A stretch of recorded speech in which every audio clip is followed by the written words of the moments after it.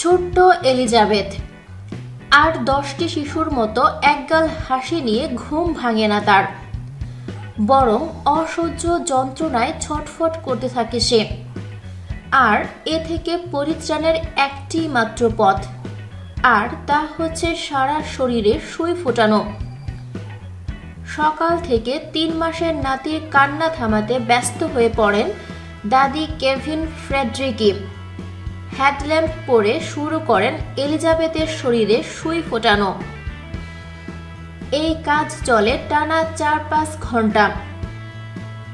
এরপর মোটামুটি ৭ ঘন্টা সুস্থ থাকে সে। এরপর যন্ত্রণায় আবার কান্না শুরু হয় আবার সুই ফোটানো। ছোট্ট এলিজাবেথ আসলে আক্রান্ত এক জটিল চর্মরোগে। রোগটির নাম বাটারফ্লাই ডিজিজ। এতে সারা শরীরে ফোস্কা পড়ে আর আস্তে আস্তে সেটি ছড়িয়ে পড়ে। এছাড়া ত্বকের উপর ক্ষতও সৃষ্টি হয়। এতে শরীরে ব্যথা হয়। সুই দিয়ে ফোস্কা ফাটিয়ে দিলে ব্যথার উপশম হয়। ফোস্কা বৃদ্ধি পেয়ে তা জীবনঘাতী হতে পারে। এছাড়া রোগটির আর কোনো ওষুধ নেই। ২০১৬ সালের মার্চে হিতার ও ক্যালভিনের ঘর আলো করে জন্ম নেয় এলিজাবেথ। জন্মের পর তার শরীরে অন্য সব ঠিক থাকলেও পায়ের পাতায় কোনো চামড়া ছিল না। বিষয়টি নিয়ে হাসপাতালের চিকিৎসকরা বেশ চিন্তিত হয়ে পড়েন।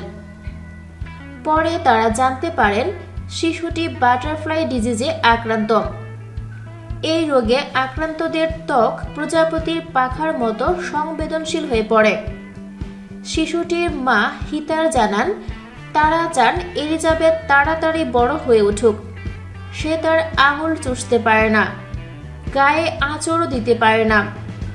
৩ মাসের এই শিশু হামাগুড়ি দিতে চায়, কিন্তু এলিজাবেথ তা করতে গেলে তার ক্ষত আরও বেড়ে যায়। প্রতি বছর যুক্তরাষ্ট্রে ২০০টি শিশু বাটারফ্লাই ডিজিজে আক্রান্ত হয়। বিভিন্ন জনের মধ্যে এই রোগ বিভিন্নভাবে প্রকাশ পেতে পারে।